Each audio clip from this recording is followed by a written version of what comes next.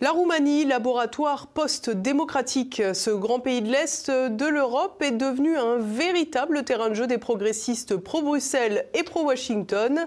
Explication de Nicolas de Lamberterie. Entre la victoire de Donald Trump aux États-Unis et la chute du régime Assad à Damas, il ne fait aucun doute que l'élection présidentielle roumaine constitue l'un des événements politiques internationaux majeurs de la fin de l'année 2024. Pour rappel, en cette fin d'année, les Roumains étaient invités à renouveler leur parlement et à élire un nouveau président fin novembre et début décembre, étant donné que le président sortant Klaus Iohannis ne pouvait se représenter pour un troisième mandat. Mais l'arrivée en tête au premier tour de la présidentielle d'un candidat surprise, Calin Georgescu, décrit de façon hâtive comme pro-russe par les médias occidentaux en raison de son opposition à la participation active de la Roumanie dans le soutien à l'Ukraine, mais surtout connu en Roumanie pour ses positions hostiles aux mesures Covid, a totalement rebattu les cartes. D'autant que pour lui faire face, c'est la candidate du parti ultra-européiste USR, Elena Lasconi, qui arrivait de peu au second tour. Une victoire de Calin Georgescu face à une candidate peu expérimentée devenait donc une hypothèse tout à fait envisageable. Sauf que voilà, le vendredi 6 décembre, coup de tonnerre, à 2 jours du second tour, la Cour constitutionnelle roumaine décidait dans un arrêt bâclé d'annuler le premier tour en raison de prétendues ingérences étrangères russes via le réseau social chinois TikTok qui aurait pu influencer le choix des Roumains. Un précédent gravissime qui pourrait faire date, selon Modeste Schwartz, spécialiste de la Roumanie. C'est là qu'il y a création d'un précédent qui nous concerne tous, ça n'est pas une affaire purement roumaine. C'est que cette décision est la première dans l'histoire de l'Union européenne qui est conduit à l'annulation d'un scrutin basé sur une argumentation qui ne remet pas en cause le bon déroulement du scrutin lui-même. C'est-à-dire que ce n'est pas l'expression de la volonté de l'électorat qui aurait été faussée, je ne sais pas, par des bourrages d'urnes ou ce genre de choses. Ce qu'on a remis en doute, c'est en fait la capacité de jugement de l'électorat lui-même, parce qu'à partir du moment où il a été mis en contact avec je ne sais quelle propagande TikTok, qu'on attribuera sans aucune preuve à l'ingérence de tel ou tel État étranger, etc., on peut le déclarer irresponsable en droit, mineur de droit, et le renvoyer chez lui, annuler le scrutin.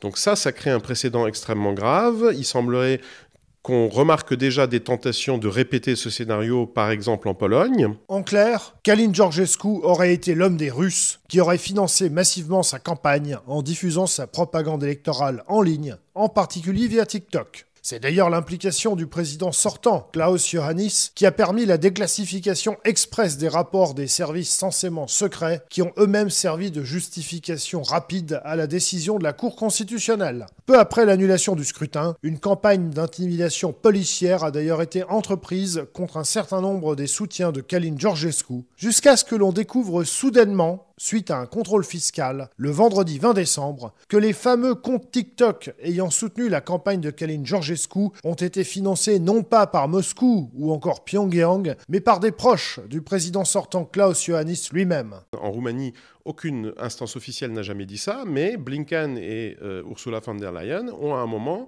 commencé à parler d'ingérence russe. Bien. Et sur ces entrefaits, nouveau retournement de situation, un contrôle du fisc roumain fait apparaître 2 jours avant Noël que les fameux comptes TikTok auraient été financés par des gens en rapport avec le parti du président sortant, Klaus Iohannis. Il est devenu, on va dire, au moins vraisemblable que la fameuse ingérence russe n'avait en réalité rien à voir avec la Russie, mais tout à voir avec des coups bas internes de la politique roumaine. On s'attendait à ce que les sociodémocrates aient un score bien meilleur, déjà bien meilleur que celui du parti de Iohannis, et puis bien meilleur que celui qu'ils ont finalement eu au premier tour de la présidentielle.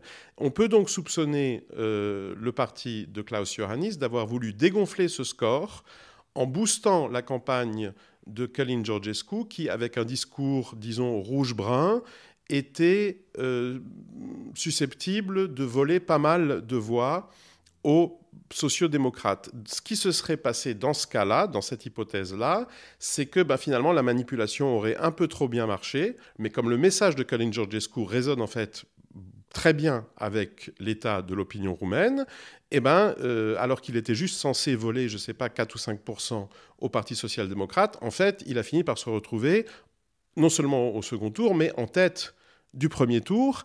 Mais c'est bien un 25 décembre, il y a 35 ans, qu'un coup d'État avait eu raison du régime de Ceausescu en 1989. La Roumanie entre désormais dans une période d'incertitude, étant donné que le mandat présidentiel de Klaus Iohannis est censé avoir expiré. Or, c'est le président qui est censé conduire les négociations de formation du gouvernement entre les différents partis qui viennent d'être élus au Parlement à l'occasion des législatives.